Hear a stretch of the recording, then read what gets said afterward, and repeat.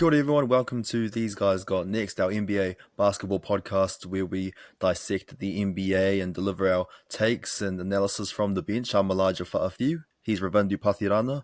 Ravi, it's been a bit of a, I guess, a laid back schedule this week because the NBA Cup's taken center stage, but how's everything been on your end? Have you been tuning into the NBA Cup that much?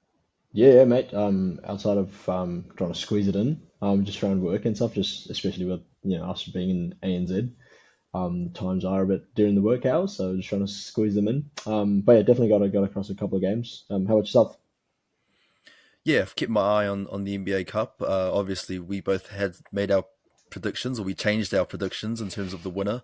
So I've been keeping a close eye, and I'm glad to report that my pick, the Milwaukee Bucks, are in the final, having beaten the Magic and the Hawks on their way to reaching the decider.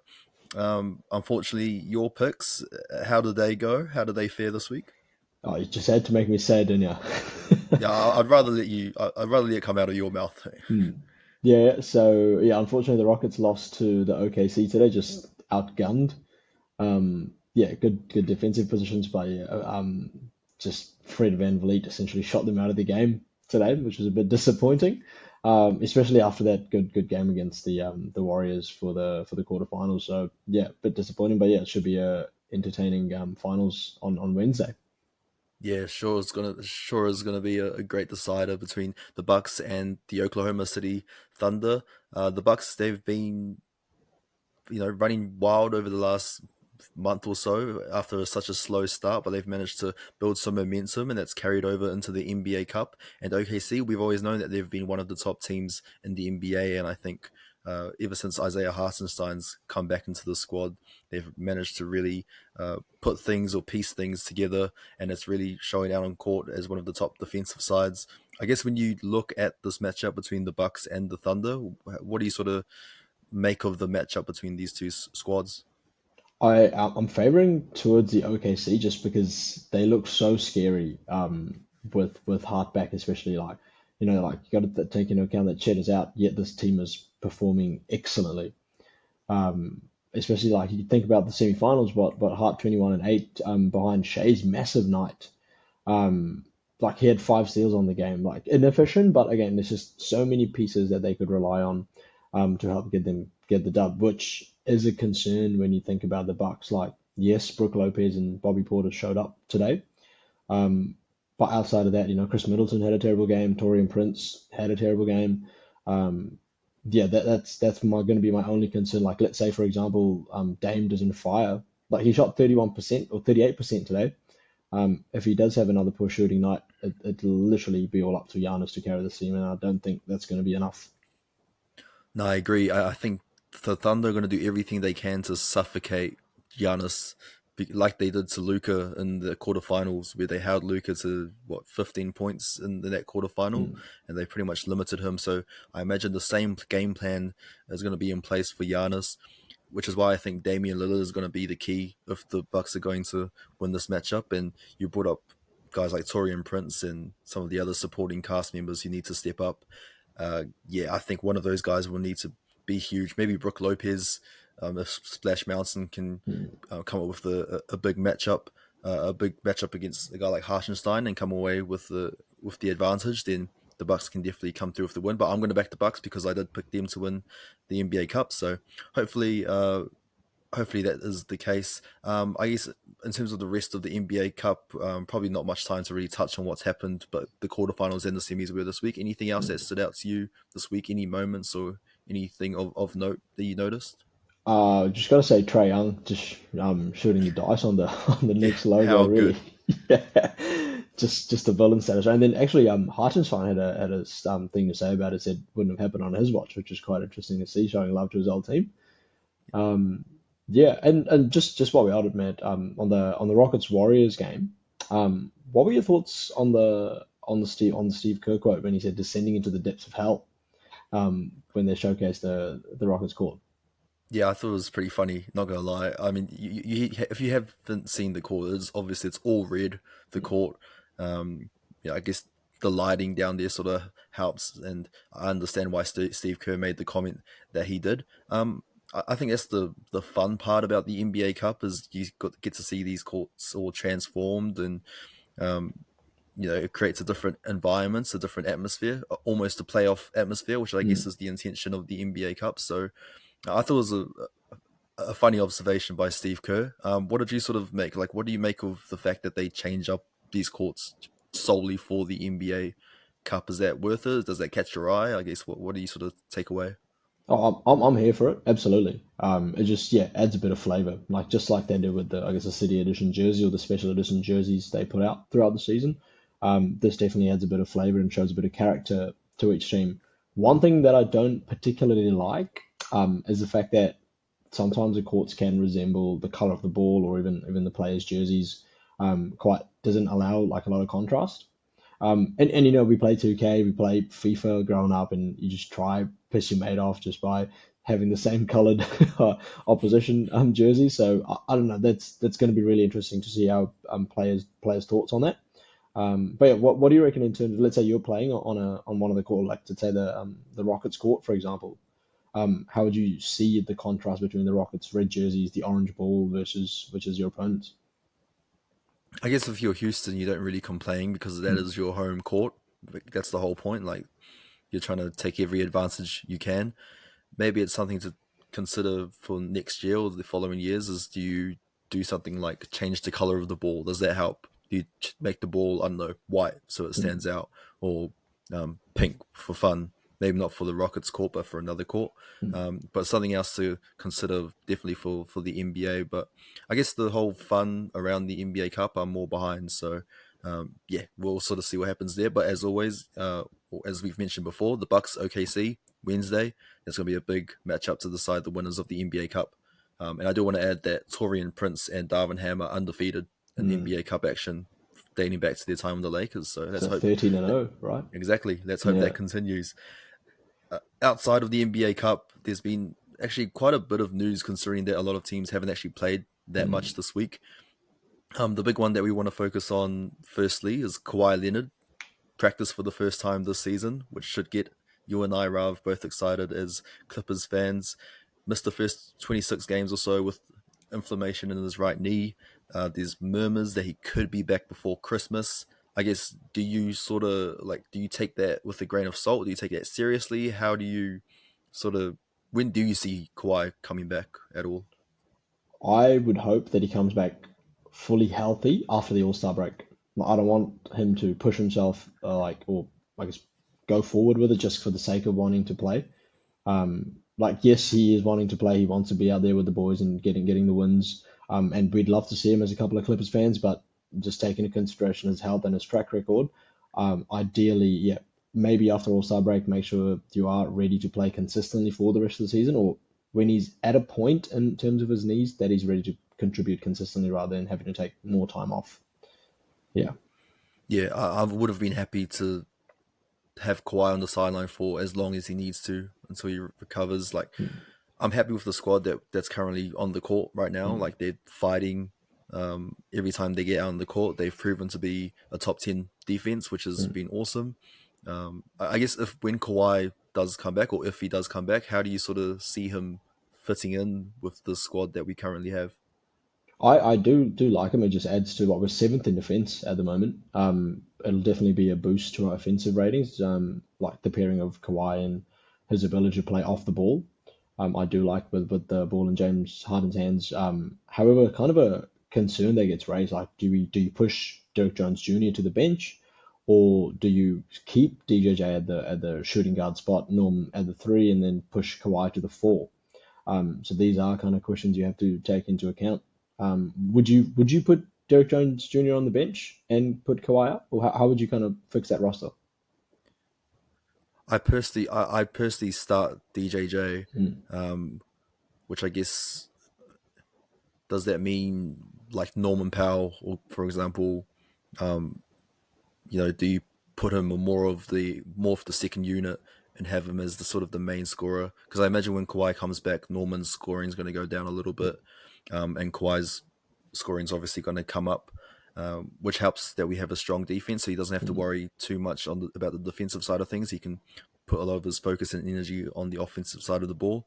But if there is a way that we can have Kawhi and DJJ, two strong wing players on the perimeter on the court together, then uh, I'm sure Ty Lue can make that work. So Mm, yeah, we'll see what happens there. We'll see if Kawhi comes back as a nice little Christmas gift for mm, Clippers fans. And speaking of another former Clipper, or I guess my favorite player of all time, Chris Paul, second of all time in terms of the assist list. He passed Jason Kidd this week, now on 12,103. The assist that put him second was to Wemby. Very unlikely he's going to reach John Stockton's 15,000. Like, he'll need to play another 7 years or so mm. and average 7 or 8 assists over the next each year over the next 7 years. But I guess the reason I wanted to bring up CP3, other than the fact he is my favorite guy and it gives me an excuse to talk about him, um, it's getting to a point now where we start to reflect on a guy like Chris Paul and his career and where his legacy sits in terms of great point guards or great players in the league. Um, I guess the question I want to pose to you, Rav, is obviously CP3 ringless. He'll probably end his career without a ring. What do you think, or when do you think was the season that CP3 had his best chance to win a championship?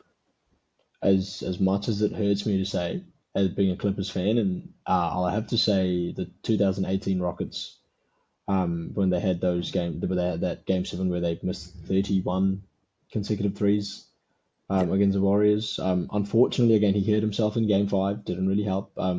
Chris Paul has that knack for almost hurting himself in the playoffs, which is really unfortunate. That year they were the first in offensive rating, sixth in defensive rating, and the question is, right, like you've got to think about, if they won against the Warriors, they would have gone against the best version of LeBron that like we've ever seen, like in terms of how he carried that lineup. I was like looking up the stats for this. LeBron averaged 34, 9, and 9 on 54% across the playoffs, playing 42 minutes a game. Second highest point scorer was Kevin Love at like just over 10. Um, yeah. I think honestly, I think if the Rockets played the Cavs, hmm. they won five four Rockets in one. 6. Yeah, I'm going Rockets in 6. I say Rockets in five. I think Yeah. it's that easy Hmm. for the Rockets, and that's why I think I agree with you. I think Hmm. that year where they were 3-2 up on the KD Warriors, Yeah. that was their best chance. Because I obviously there is an obvious answer in that the Suns, when they actually reached the finals against the Hmm. Bucks. But I think that year, Giannis was just amazing and supported by Chris Middleton and Yeah. Drew Holiday, and Hmm. like yeah, I don't think that was CP's best chances. Definitely when he was with the Rockets and Hmm. Harden and Trevor Ariza and PJ Tucker and all those. Ryan Um, Anderson. Shout out to oh, our guy Ryan Anderson. Ryan freaking Anderson, how good. Um, but yeah, I guess it's winding down in CP3's career. Hmm. So, but I'm glad that he's made second all time on the assist list, and congratulations to my guy CP. Also, this week, some trade rumors coming out surrounding Jimmy Butler. Obviously, it's proof that Miami Heat is no longer Jimmy's team, and it's more leaning towards Tyler Hero and Bam Adebayo. Some reports have listed the Mavs, the Warriors, the Suns, and the Rockets as possible suitors, and they apparently want win now players in return for Jimmy instead of entering a rebuild. This is the Hmm. Miami Heat, who are currently fifth in the East. For you, what do you think is the best trade destination for a guy like Jimmy Butler? Like if you look at just those like 4 teams, I don't like the Warriors because they'll have to end up giving someone like Andrew Wiggins or Jonathan Kuminga even, just to match the salary, and a few other guys. And we spoke over the last episode how Warriors use their depth. Um, like Steve Kerr is really good at using the Warriors depth, and over 10 guys play most nights. Which yeah, not a fan of giving all that up just for an aging Jimmy. Mavs as well, similar story. Like you've got 26-year-old PJ Washington and Najee Marshall, who are like the Swiss Army knives of this team. Does the dirty work. Not worth it, especially when they've got another aging star like Clay on their roster. Um, wouldn't like the Rockets necessarily. Yes, they need a scorer, But yeah, I don't really like it because the Rockets are building something special under Ime Udoka, and I just don't feel like an aging player there would necessarily help these guys. They're definitely a year away in terms of being championship contenders. So I playing around. Do you have anything to say on those three? Just before I move on, in terms of why the Suns are a good option here. No, because I think the Suns are the best Hmm. option out of the four. Like you pretty much nailed it on the head in terms of all those other teams. The Rockets, they've got something special, and I think it's too early to sort of break up the core and go immediately for a win now guy Hmm. like Jimmy Butler. Um, the Mavs, yeah, they've already got guys on the wing who can ably support Luca and Kyrie, so I don't think you want to break up the chemistry there. And the Warriors, I mean, we're going to touch on this later on. They already made a trade Hmm. to help their cause, so I don't really think Jimmy Butler's the one for them. But I guess what's the move to get Jimmy Butler over to Phoenix? How do you sort of see that playing out? So I was actually trying to piece things together, right? But one of the things I like to do is have a look at what the other people in the world, like you got to rely on some interesting ideas. Actually, one of the best trades I've actually ever seen from the Trade Machine website that I use, the guy BK Nets fan came up with this trade, which looked into it, made a lot of sense for all the teams involved. So he proposed that the Heat get Bradley Beal and a 2031 first round pick. The Suns get Jimmy Butler, Jonas Valanciunas, and Josh Richardson. The Wizards get Yusuf Nurkic and three second round picks.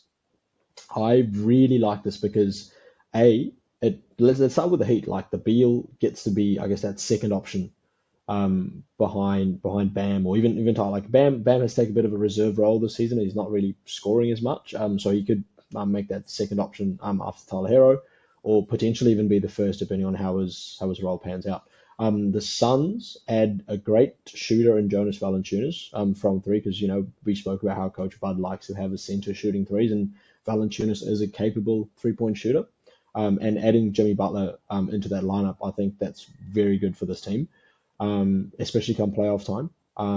Nurk going to the Wizards, you have to kind of make it work. Just something to keep in mind is the Suns can't make an aggregated trade at the moment, just because of cap space and their salary limitations. So the Nurk going to the Suns will have to be in a separate trade. But I think overall this trade works really well, just allowing Heat to get Beal and still try to compete. I think my only niggle with this trade is the Valanciunas part, because I think I wouldn't say he's a great 3-point shooter compared to like Nurkic, and I like trying to envision Mike Budenholzer developing Valanciunas into a stretch five. Um, yeah, I can't really see that happening, or him developing to be that effective of a stretch five. That's probably my only um, the only pushback I have on that Hmm. trade. But I think, I mean, the Suns still get a center in Valanciunas, so I guess Budenholzer will just have to find a way to make it work, or I guess in another trade he'll have to try and acquire someone who's better suited for Hmm. what he wants in his system. But I think all in all, I think that's a nice trade that works out, and I think the only way Jimmy's going to go to Phoenix is if Bradley Beal moves on. Yeah. I know in the past, like Miami and Bradley Beal have been linked in the past. Rumors around free agency or trades, but Hmm. um, yeah, so there's that connection there. But yeah, all in all, I think that trade sort of works out, and Hmm. hopefully we see down the line Jimmy Butler joining one of these contenders. 100%. Some other big trades, or trades that have actually happened this week. Funny you brought up the Miami Heat, because they did make a very big trade, sending old mate Thomas Bryant to the Indiana Pacers. How groundbreaking is that?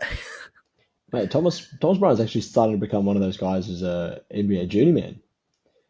He is, Yeah, yeah. Lakers, Wizards, your Heat now, and the Pacers at a young age too. So going to be interesting. Adds a bit of front court depth behind Miles Turner.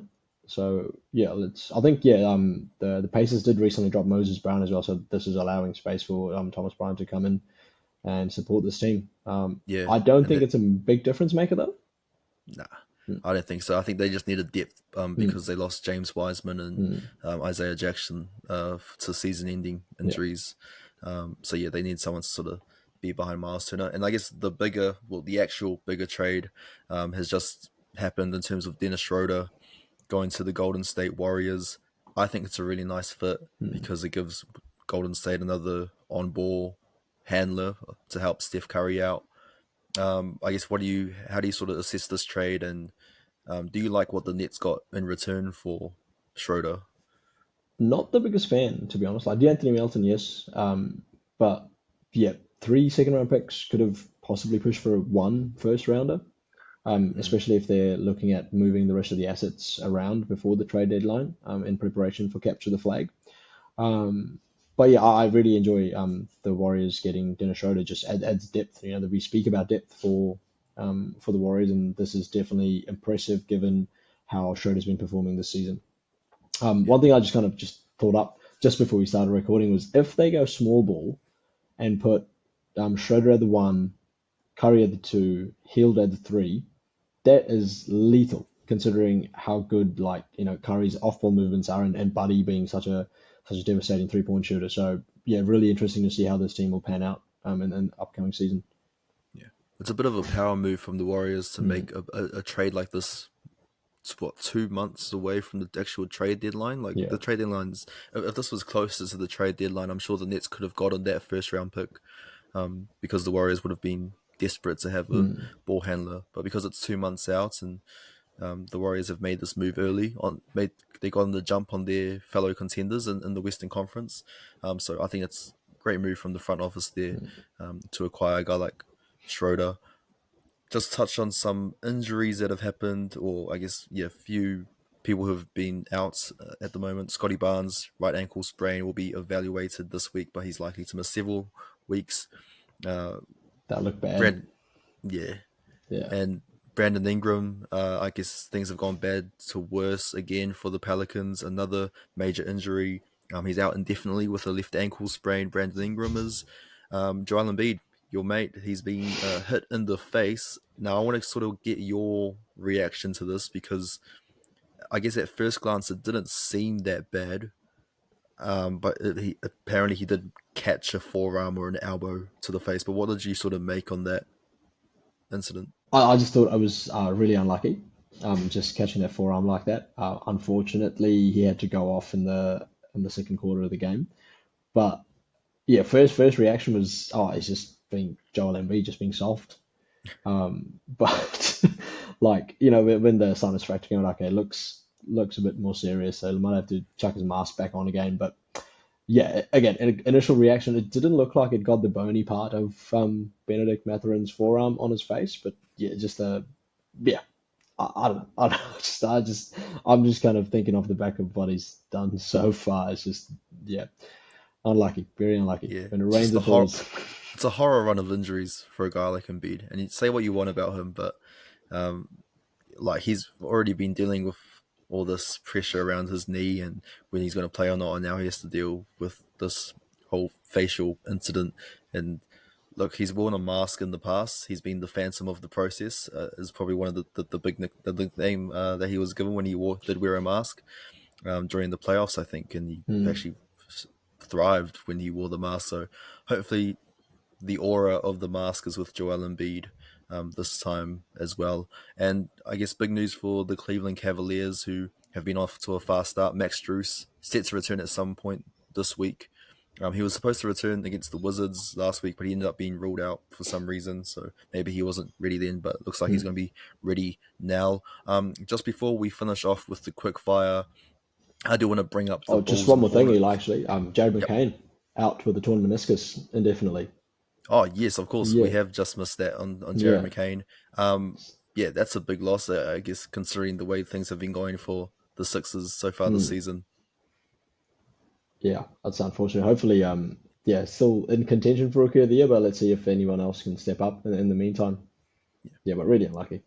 yeah, for sure. Now, Rav, you just interrupted one of the great games of the week, the Bulls and the Hornets. So how dare you for interrupting me with that? It was a great game for the wrong reasons. Bulls 109, Hornets 95. But the real reason we are bringing this up is because these two teams have made history. They combined to miss 75 3-point shots, the most in an NBA regulation game. The Hornets went 8 from 46. The Bulls went 14 from 51. I went through all the individual players in terms of their 3-point shooting. I want to pose the question to you, Rav. I want you to have a guess as to which individual player had the worst shooting percentage from three in that game. Now, I've narrowed it down for you. So these are all the players who made at least 1 3, because there's a few who, like Miles Bridges, went 0 from 6, and there's no point counting him because his percentage was 0. So out of all the people who did make 1 3, who do you think had the worst shooting percentage across the Bulls and the Hornets? I'm Bulls or Hornets. Let's start there. If you can Okay, give we're me a gonna hint. play Guess Who here. Hornets. Hornets. Cody Martin. No, it was actually Vasily Misic. Oh, 1 from damn. 7. Ooh, that's tough. Now it would have been easy to say Brandon Miller as well, but he went 3 from 15. So unfortunately, his percentage was still only 20. Misic was 14% from 3. But there was a lot of shocking stats when you look across the box score. So I'd probably highly recommend you don't look at the box score or watch the game at all. But we just wanted to bring that up because history for the Bulls and the Hornets. Finally, as always, the quick fire round. Rav, you might as well just get stuck into it, right? Let's do it. Cool. I will start in 3, 2, 1. Rav, with Christmas Day games approaching, what is your favorite NBA Christmas Day game or performance of all time? Warriors, Cavs, 2016. Yeah, that was a cool game. Yeah, classic. Uh, the NBA remade their classic Jingle Hoops Christmas ad this week. Eli, do you like the original one or the new version better? You can't beat the original with the real players. Also, Lakers Steve Nash, isn't it? But also the horrible jerseys in that ad too. Anyway, Joe Mazzulla said earlier this season that he wants to bring back fighting to the NBA. Which NBA coach would you least want to get in a fight with? I had to look at all 50, all 30 coaches. I'm gonna have to go Michael Malone. Okay. Taylor Is it Taylor Jenkins from the Grizz? What? Yep. Oh, yeah, it's yeah, one of those two. How about The you? two bald-headed fellas. Yeah. I'm going. Well, fine. I'm going to say another bald-headed guy. Ime Udoka, because I read a story that when he played for Nigeria, he had a scrap with the whole Algerian team in the locker room. There's like a story about it. Anyway, what's your game of the week this week, Rav? I'm gonna go NBA Cup, man. It's that's the way OKC have been performing. It's got to be the Bucks versus the Thunder. How about you? Yeah, I'm actually going to side with you on that one because I think I want the Bucks to win. I need some redemption. So, and there we go. Time's up. And that is the end of our episode. Rav, as always, thank you so much for joining me this week. Thank you guys for tuning in. Make sure you follow us on Instagram and TikTok and YouTube and Spotify at These Guys Got Next. We're going to be taking a little bit of a break. It is Christmas and it's summer out our ways in New Zealand and Australia. So we're going to go spend some time with family and enjoy the sun a little bit. So we are going to take a little bit of a break. We do have a nice review episode looking back at the season so far. That's going to be coming next week. But until then, we're going to be back in a couple of weeks' time. And of course, the NBA is still going to be going. So we're going to keep our eye on that as well. But until then, everyone have a great break. But we got Merry next then. Christmas. Matiwa. Merry Christmas as well.